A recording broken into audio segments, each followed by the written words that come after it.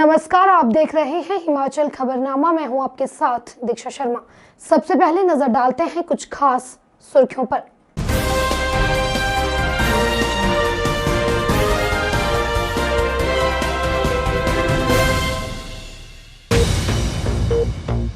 हिमाचल प्रदेश विधानसभा के बजट सत्र के पहले दिन जमकर हुआ हंगामा। विपक्ष के नेता मुकेश अग्निहोत्री समेत 5 विधायकों को विधानसभा सत्र की कार्यवाही से 20 मार्च तक किया गया निलंबित।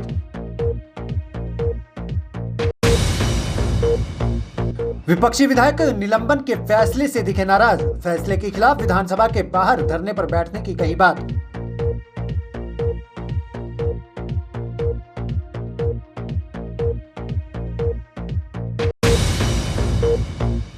हिमाचल प्रदेश केंद्रीय विश्वविद्यालय धर्मशाला के कुल सचिव द्वारा विश्वविद्यालय को बंद रखने के फैसले को एबीवीपी ने तानाशाही फरमान दिया करार।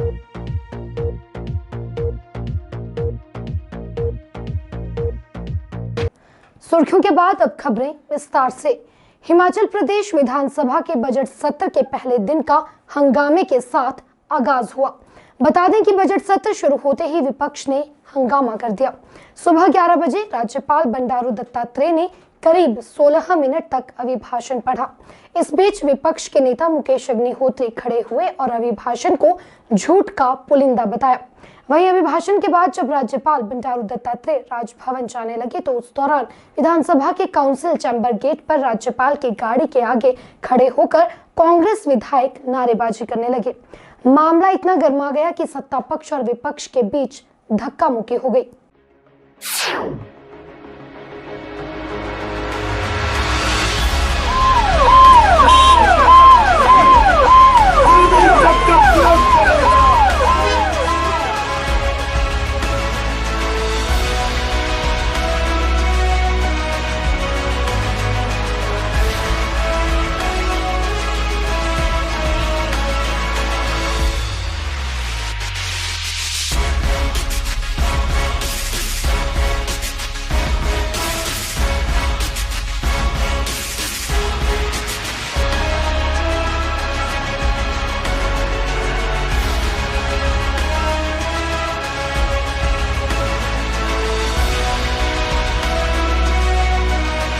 गवर्नर भागे, बिना पढ़े भागे, 2 पेज पढ़ के भागे।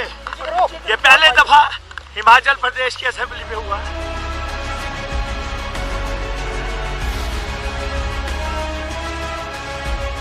हिमाचल प्रदेश विधानसभा का बजट सत्र शुरू होते ही शुक्रवार को विपक्ष ने हंगामा कर दिया। राज्यपाल बंडारू दत्तात्रेय का अभिभाषण शुरू होते ही विपक्ष ने सदन में शोर मचाना शुरू कर दिया। नेता प्रतिपक्ष मुकेश अग्निहोत्री ने महंगाई को लेकर सवाल उठाया। उन्होंने कहा कि अभिभाषण झूठ का पुलिंदा है। इसके बाद कांग्रेस विधायकों ने सदन के अंदर नारेबाजी शुरू कर दी।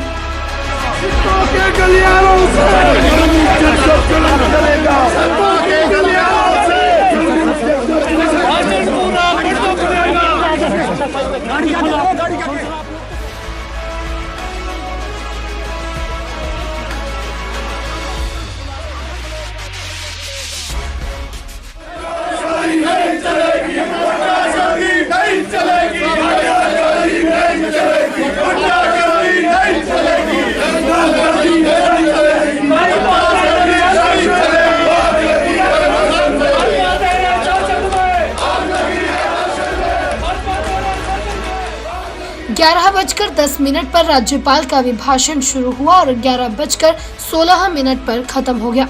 राज्यपाल ने अभिभाषण को पूरा नहीं पढ़ा। इस पर कांग्रेस विधायकों ने नारेबाजी की और सदन से बाहर चले गए।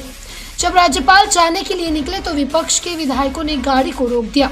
इसके बाद मुख्यमंत्री सहित अन्य मंत्री उन्हें हटाने के लिए आए, जिसके बाद पक्ष विपक्ष के बीच जमकर धक्का मुक्की हुई और हाथापाई तक की नौबत आ गई। इस भगदड़ में कई मंत्री व विपक्ष के विधायक भी गिर पड़े। कड़ी मशक्कत के बाद राज्यपाल की गाड़ी को निकाला गया। इस दौरान माहौल तनावपूर्ण बन गया।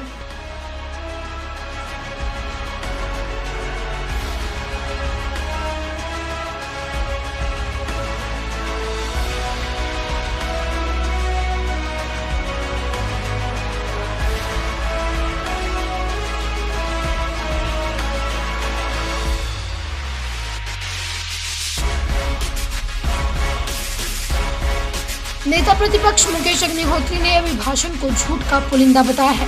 बजट सत्र में पहली बार ऐसा हुआ है कि अभिभाषण के दौरान विपक्ष ने हंगामा किया हो।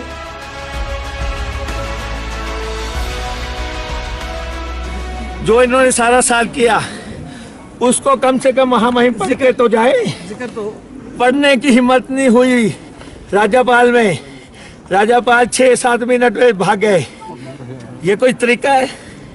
असेंबली लगी है 1 साल के बाद, पिछला सेशन नहीं हुआ, ये सेशन शॉर्ट कर दिया और फिर जो इसमें लिखा है सब झूठ है। लेकिन जिन मुद्दों की चर्चा होनी चाहिए थी वो चर्चा भी नहीं। मुख्यमंत्री कह रहे हैं कि अगर विपक्ष ने चर्चा करनी हो तो 17 बैठ के भी बहुत है। आज सुबह ही उन्होंने मुख्यमंत्री बताएं गवर्नर से डॉक्यूमेंट क्यों नहीं पढ़ाया, क्यों नहीं पढ़ा गया हिमाचल विधानसभा में ये डॉक्यूमेंट? क्या लगता है सर, सरकार कुछ बातें झूठ का पुलिंदा नहीं चलेगा। अहम महत्व की बातें तो कहीं हो ही नहीं रही है। पेट्रोल का रेट कहाँ चला गया, डीजल का रेट कहाँ चला गया, गैस का रेट कहाँ चला गया, राशन आज महंगा हुआ है और बेरोजगारी कहाँ चली गई, आउटसोर्स की फर्जी भर्तियां की जा रही है। अरे ये झूठा पुलिंदा क्यों पढ़ना है? अरे भाई पहले दिन ही झूठ बोला जा रहा है। आप ये पढ़ ही नहीं रहे। पढ़ना तो चाहिए। हमने क्या मांग की कि इसको पढ़ो, यहाँ रखो इसको।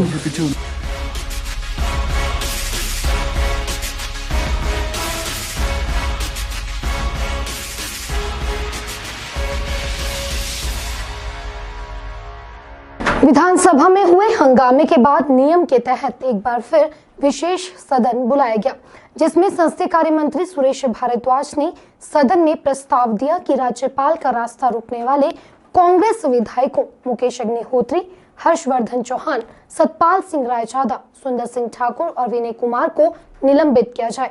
जिसके बाद विपक्ष की गैर मौजूदगी में यह प्रस्ताव पास किया गया और विपक्ष के इन सभी नेताओं को 20 मार्च तक निलंबित कर दिया गया है। हिमाचल प्रदेश विधानसभा के बजट सत्र के पहले दिन विपक्ष के हंगामे पर मुख्यमंत्री जयराम ठाकुर ने कहा कि इस सदन का गौरवमयी इतिहास रहा है, लेकिन इस तरह की घटना इतिहास में कभी नहीं हुई है। मुख्यमंत्री ने इस घटना की आलोचना की और कहा कि मुझे पीड़ा है कि ये घटना देवभूमि में हुई है, जिसे सहन नहीं किया जाएगा। हिमाचल प्रदेश विधानसभा के बजट सत्र का आगाज सत्ता पक्ष और विपक्ष के बीच हंगामे के साथ हुआ। बजट सत्र में पहली बार ऐसा हुआ कि अभिभाषण के दौरान विपक्ष ने हंगामा किया। राज्यपाल बंडारू दत्तात्रेय जब अभिभाषण के उपरांत राजभवन जाने लगे, उसी दौरान विधानसभा के काउंसिल चैम्बर गेट पर राज्यपाल की गाड़ी के आगे खड़े होकर कांग्रेस विधायक नारेबाजी करने लगे। मामला इतना गर्मा गया कि विधानसभा उपाध्यक्ष हंसराज और कांग्रेस विधायकों के बीच धक्का मुक्की हो गई।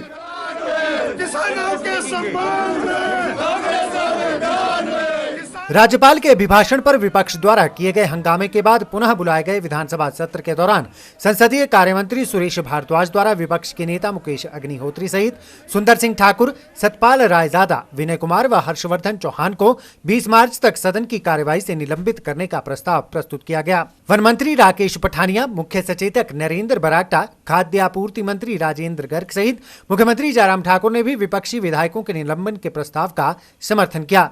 मुख्यमंत्री ने कहा कि राज्यपाल के साथ इस प्रकार का व्यवहार निंदनीय है। हिमाचल के इतिहास में ऐसा पहली बार हुआ है। विपक्ष को अपनी बात सदन के अंदर रखनी चाहिए। राज्यपाल के साथ इस प्रकार का व्यवहार नहीं होना चाहिए था। विपक्ष आज पूरी तरह से हताश हो चुका है, जिसके बाद उन्होंने इस प्रकार के कृत्य को अंजाम दिया। कांग्रेस की जमीन खिसक गई है, जिससे निराश होकर वह परेशान है। विपक्ष के नेता अपनी मर्यादा भूल गए हैं। इस प्रकार की संस्कृति हिमाचल की नहीं है, इसे बर्दाश्त नहीं किया जाएगा।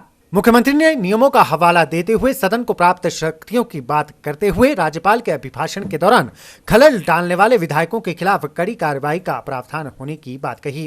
उन्होंने कहा कि विपक्ष के विधायकों का ऐसा व्यवहार बर्दाश्त के लायक नहीं है। मुख्यमंत्री के संबोधन के उपरांत विधानसभा अध्यक्ष ने विपक्ष के नेता सहित 4 विपक्षी विधायकों के खिलाफ निलंबन के प्रस्ताव को पारित करने के लिए सदन में प्रस्ताव रखा, जिसे ध्वनिमत से पारित कर दिया गया। विधानसभा की कार्यवाही के उपरांत मीडिया से मुखातिब मुख्यमंत्री जयराम ठाकुर ने कहा कि विपक्ष का व्यवहार विधानसभा के नियमों और कानूनों के खिलाफ था। विपक्ष ने योजनाबद्ध तरीके से अनावश्यक रूप से मुद्दे को उठाने की कोशिश की। राज्यपाल का रास्ता रोकना निंदनीय था। विपक्ष ने सारी मर्यादाओं को तोड़ दिया। यह संस्कृति हिमाचल में बर्दाश्त नहीं की जाएगी। आज कांग्रेस हताश हो गई है। विपक्ष की इस हरकत पर कार्रवाई करते हुए 5 विधायकों को निलंबित किया गया है। जिस दिन बजट सत्र शुरू होता है उस दिन महामहिम राज्यपाल महोदय जी का अभिभाषण होता है। राज्यपाल महोदय जी आज अभिभाषण के लिए यहाँ पहुँचे और अभिभाषण शुरू करने के पश्चात बीच में विपक्ष के नेता ने जिस प्रकार से इंटरप्ट किया वो रूल्स और नियमों के अनुरूप नहीं था। जहां तक इस माननीय सदन में या दूसरे प्रदेशों की विधानसभा में भी परंपरा रही है, राज्यपाल कभी अभिभाषण पूरा पढ़ते हैं, अगर नहीं पूरा पढ़ना चाहते हैं तो अपनी बात थोड़ी कहने के पश्चात पढ़ा हुआ उसको समझा जाए, इस प्रकार से भी जो उसको प्रस्तुत करते हैं। और इसी माननीय सदन में इस प्रकार से आज से पहले भी हो चुका है। लेकिन अनावश्यक रूप से जिस प्रकार से एक योजनाबद्ध तरीके से कांग्रेस ने एक भूमिका निभाने की कोशिश की, राज्यपाल महोदय जी अभिभाषण के पश्चात स्पीकर चैम्बर में एक थोड़ी देर के लिए बैठे और ये कर्सी रहती है कि अभिभाषण के बाद राज्यपाल महोदय जी थोड़े देर के लिए स्पीकर चैम्बर में बैठ करके चाय पीते हैं और उसके बाद जब वो प्रस्थान करने लगे राज्यपाल निवास की तरफ, तो यहाँ स्लोगन शॉटिंग के साथ विपक्ष के नेताओं ने, विपक्ष के लोगों ने रास्ता रोक दिया। और हम इस बात से सहमत हैं, नारे लगना लोकतांत्रिक व्यवस्था में कोई बुरी बात नहीं, लेकिन जिस प्रकार से रास्ता रोक दिया गया वो दुर्भाग्यपूर्ण है। और रास्ता रोकने के बाद जब हम आगे बढ़ने लगे, हमने सोचा कि इन्होंने यहाँ पर बैठे रहना, ये नारे लगाते रहेंगे। राज्यपाल महोदय जी ने कहा कि हम साइड से यहाँ से निकलते हैं। उन्हें प्रयत्न किया उस दिशा में, और उस दिशा में आगे बढ़ करके जो है विपक्ष के नेता ने बीच में घुस करके जिस प्रकार से गवर्नर साहब के एडीसी के ऊपर हाथ डाला, जिस प्रकार से उनके साथ अव्यवहार किया, जिस तरह के मतलब गलत तरीके से व्यवहार किया, वो सचमुच बहुत निंदा के योग्य है।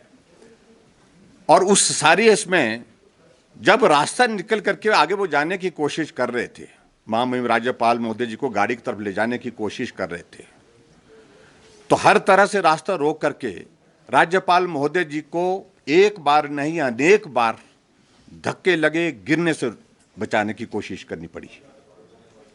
आयु को भी देखना चाहिए। और उस प्रकार से आगे जब गाड़ी के करीब पहुंचे, जिस तरह से गाड़ी का दरवाजा वहां पर जो है तोड़ने की कोशिश की गई, और गाड़ी में जब बैठ गए तो गाड़ी को रोक करके गाड़ी को तोड़ने की कोशिश की गई। गाड़ी के सामने विपक्ष के नेता गाड़ी को तोड़ने के लिए प्रयत्न कर रहे हैं। ये हमने आज से पहले कभी नहीं देखा। विधायक होने का अभिप्राय या विपक्ष होने का अभिप्राय ये नहीं है कि वो कानून से ऊपर हो गए। इस बात को समझना उनको चाहिए।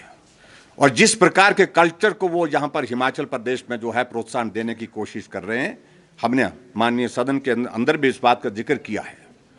हमने कहा कि ये कल्चर जो है इस विधानसभा के अंदर तो बात छोड़िए, ये हिमाचल प्रदेश के लोगों को इस देवभूमि में बर्दाश्त नहीं है, और उसका परिणाम अभी आप लोगों ने देखे होंगे। फ्रस्ट्रेशन है कांग्रेस पार्टी में, और फ्रस्ट्रेशन की वजह, सबसे बड़ी वजह है कि देश में समाप्त हो गए, प्रदेश में समाप्ति की ओर बढ़ रहे हैं। पंचायत के चुनाव में जनाजा निकल गया इनका। कहने की परिस्थिति नहीं, अपनी पार्टी हाईकमान को कहने की परिस्थिति में नहीं रह गया कि जवाब देना है तो देना क्या है। विपक्ष के नेता की अपनी पंचायतें हार गई।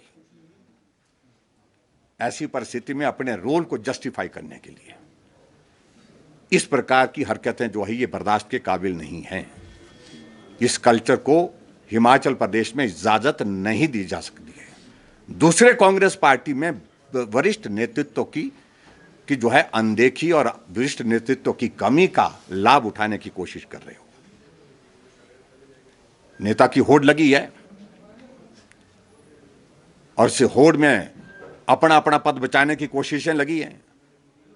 मैं उस सारी चीज में नहीं जाना चाहता हूं, लेकिन मैं सिर्फ इतना ही कहना चाहता हूं, आज नियमों के प्रावधान के अनुसार हमारे विधानसभा के सम्मानीय अध्यक्ष जी ने हाउस को फिर से समन किया, असेंबल किया, और हाउस में हमारे parliamentary affair minister Suresh Bhardwaj ji ने जो प्रस्ताव पारित किया, हालांकि बहुत सारे लोग सारे इसमें इन्वॉल्व थे, बहुत सारे विधायक जो इन्वॉल्व थे उसमें, लेकिन फिर भी इन्होंने पांच विधायकों के निलंबन की इस सत्र के अंतिम दिन तक जो प्रस्ताव में सिफारिश की, उसको पूरे सदन ने सर्वसम्मति से पारित किया।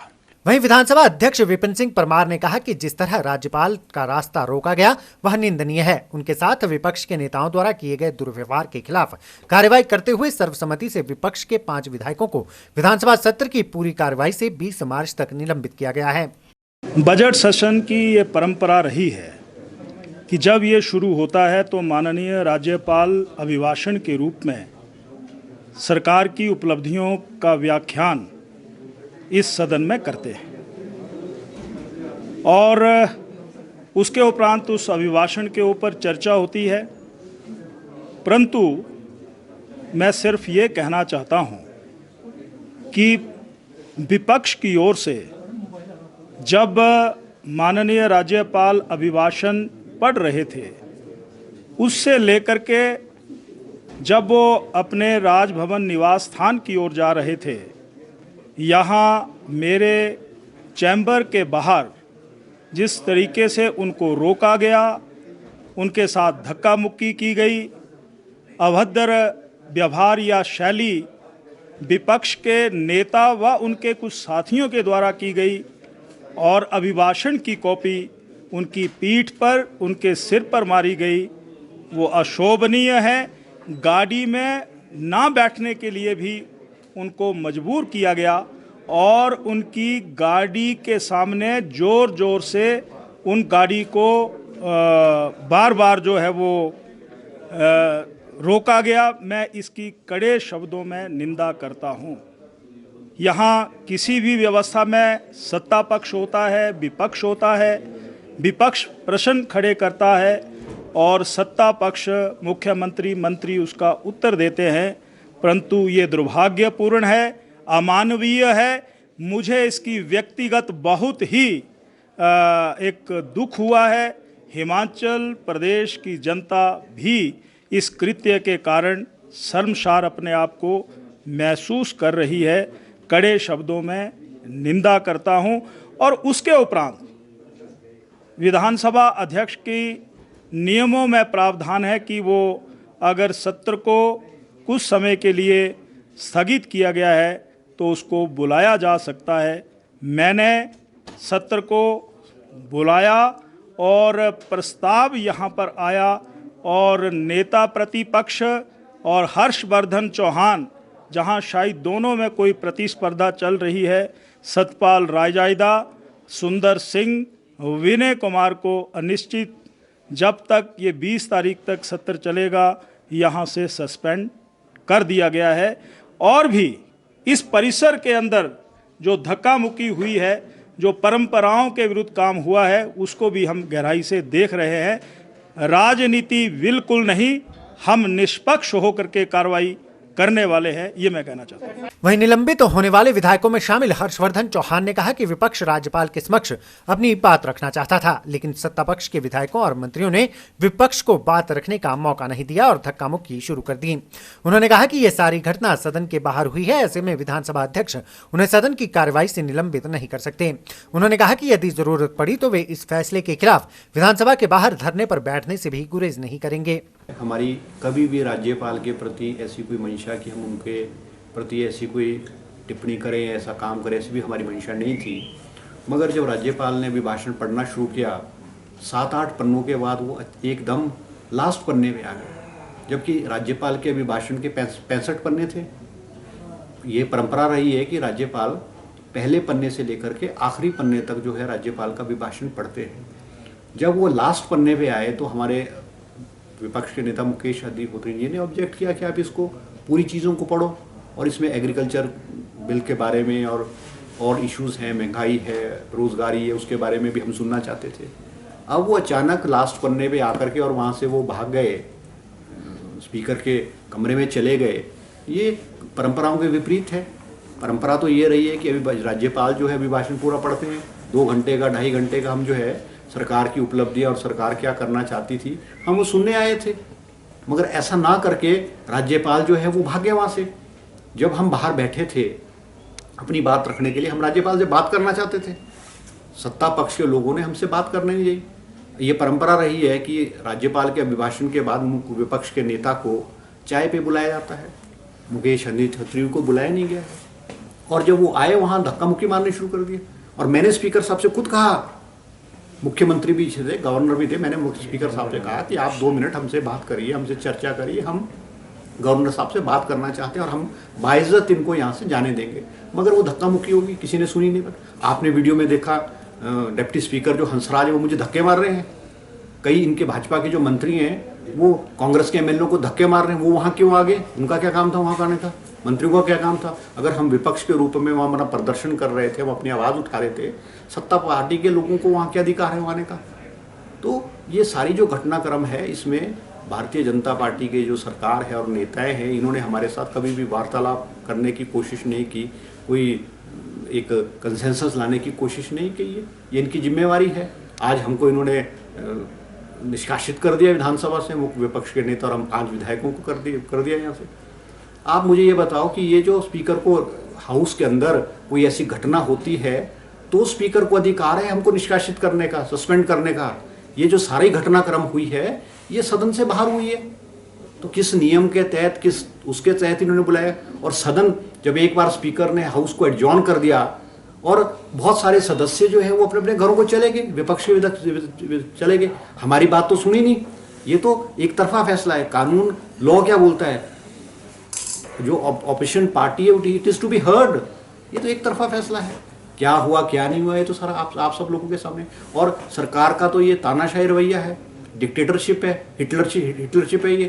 ये हमारी आवाज़ हमको विधानसभा से निष्कासित करके, सस्पेंड करके, बाहर करके हमारी आवाज़ नहीं दबा सकते हैं। हम अपनी आवाज़ फिर भी उठाएंगे। हिमाचल प्रदेश के शिमला जिला के तहत ननखड़ी विकास खंड के अड्डू पंचायत में गुरुवार शाम भीषण अग्निकांड में 5 मकान जलकर राख हो गए हैं। अग्निकांड से लाखों का नुकसान बताया जा रहा है। वहीं 5 परिवार बेघर हो गए हैं।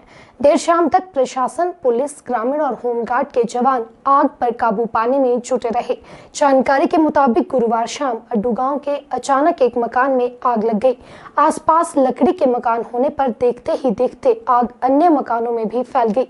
इससे गांव में अफरा तफरी मच गई।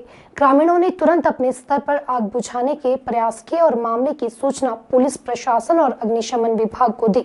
इसके बाद दमकल विभाग के कर्मी मौके पर पहुंचे और ग्रामीणों के साथ मिलकर आग को बुझाने का प्रयास शुरू किया। देर रात तक प्रशासन की टीमें गांव में राहत और बचाव कार्यों में जुटी रही। अग्निकांड में लाखों रुपए के नुकसान का अनुमान है, लेकिन गनीमत रही कि अग्निकांड में कोई जानी नुकसान नहीं हुआ है।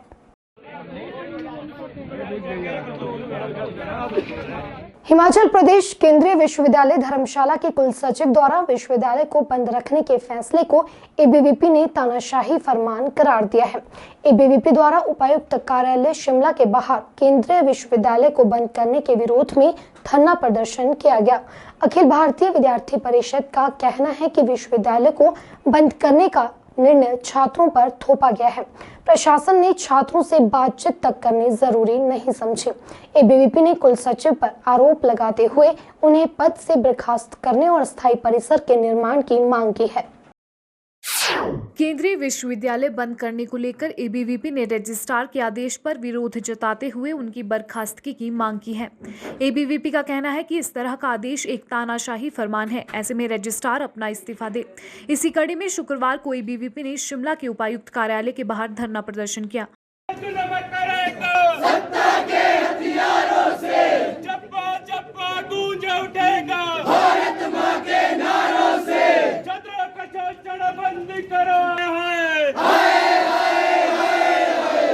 इस दौरान एबीवीपी के इकाई अध्यक्ष विशाल सकलानी ने कहा कि केंद्रीय विश्वविद्यालय पिछले लगभग 11 वर्षों से अपने स्थायी परिसर के लिए तरस रहा है, लेकिन राजनीतिक हस्तक्षेप के चलते रोजाना आम छात्र परिसर के लिए तरस रहे हैं और शिक्षा के लिए 3 अलग अलग स्थानों के चक्कर काटने पड़ रहे हैं, जो सैकड़ों किलोमीटर की दूरी पर अस्थायी परिसर विश्वविद्यालय के लिए तय किए गए हैं।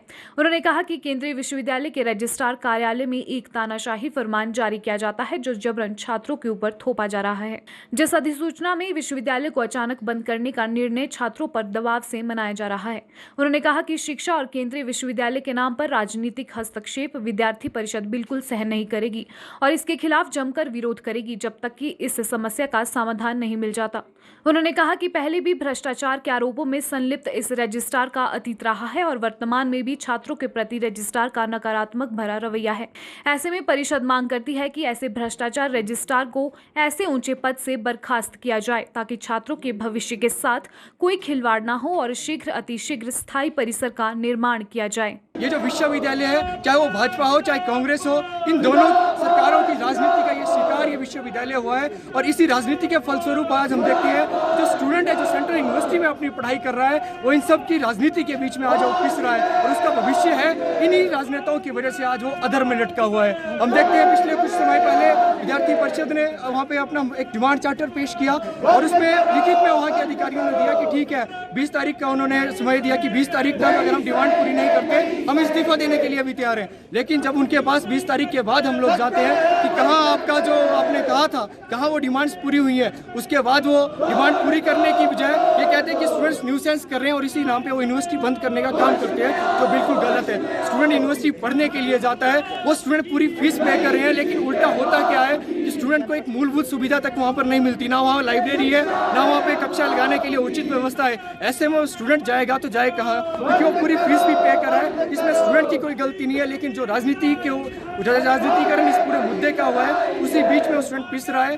और जो रजिस्ट्रार जो वहाँ के प्रशासन है उसका काम था स्टूडेंट्स की जो समस्या है उनको एड्रेस करने का काम था, उल्टा वो यूनिवर्सिटी बंद करने का काम कर रहे हैं। इससे विद्यार्थी परिषद की स्पष्ट मांग है कि जो रजिस्ट्रार है वो अपना इस्तीफा दे और जल्द से जल्द जो स्टूडेंट्स की डिमांड है उनको पूरा किया जाए और सीयू के स्थायी परिसर का निर्माण शीघ्र। रेड क्रॉस एक समाज सेवी संस्था है जो निरंतर सामाजिक हित के कार्य करती है। वह जरूरतमंदों की सेवा में सक्रियता से कार्य कर रही है।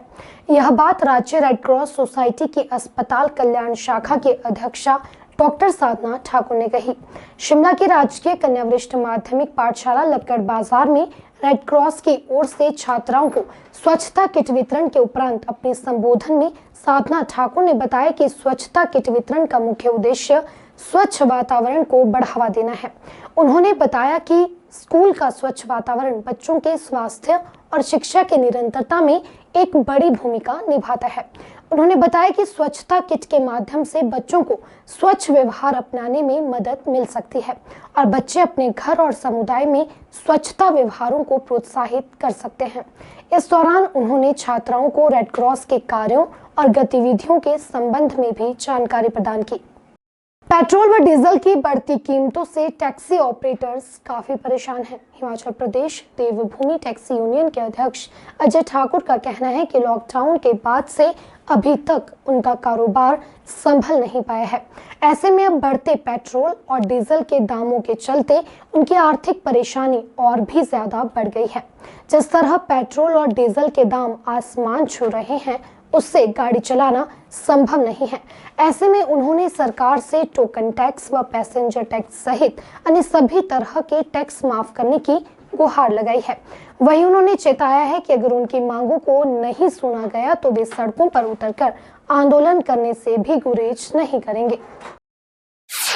पेट्रोल और डीजल के बढ़ने से ट्रांसपोर्ट सेक्टर की कमर टूट गई है। हिमाचल प्रदेश देवभूमि टैक्सी ऑपरेटर के अध्यक्ष अजय ठाकुर का कहना है कि लॉकडाउन के बाद से सभी टैक्सी ऑपरेटरों का काम बुरी तरह से प्रभावित हुआ है।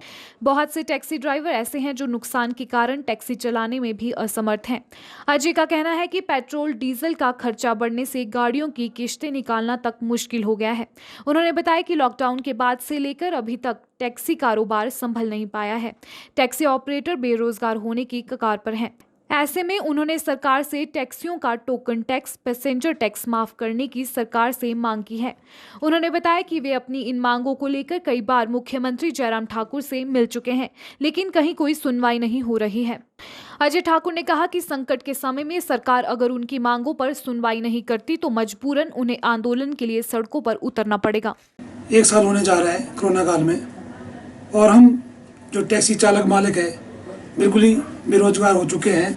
उसके ऊपर सरकार ने हमें कोई राहत नहीं दी है, जैसा कि टैक्स के में टोकन टैक्स है, पैसेंजर टैक्स है और इंश्योरेंस है, EMI है। हम कई बार गुहार गा चुके हैं सीएम साहब के पास सरकार से, उस पर हमारी कोई सुनवाई नहीं हुई है। और उसके ऊपर अब नया एक कानून लागू हो चुका है वन टाइम टैक्स का, जिसमें 15,000 से लेकर 75,000 तक का वन टाइम टैक्स है। वो हम कहाँ से दे पाएंगे? अभी हम EMI नहीं दे पा रहे हैं, काम नहीं है, अभी हमारा टूर्स नहीं चला है।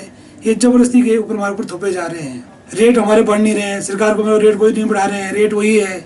और डीजल और पेट्रोल आज 100 के आसपास पहुँच चुका है। अब हम क्या करें? हम अपने बच्चे कहाँ से पालें, कहाँ से अपना बच्चों का पालन पोषण करें, कहाँ से हम फीस दें, कैसे करें? सरकार हमारी कोई भी इसमें सहायता नहीं कर रही है। चलान के ऊपर जो 100 रुपये का चलान था वो 1000 रुपये कर दिया है, 25,000 तक का चलान है। अभी हम सरकार से ये कहना चाहते हैं कि हमारी डिमांडें मान ली जाए, ये टैक्स वगैरह थोड़े माफ़ कर दी जाए, और जो ये वन टाइम टैक्स का मुद्दा है इस पर कोई राहत दी जाए। बस मैं यही कहना चाहूँगा। हिमाचल खबरनामा के इस अंक में इतना ही। नमस्कार।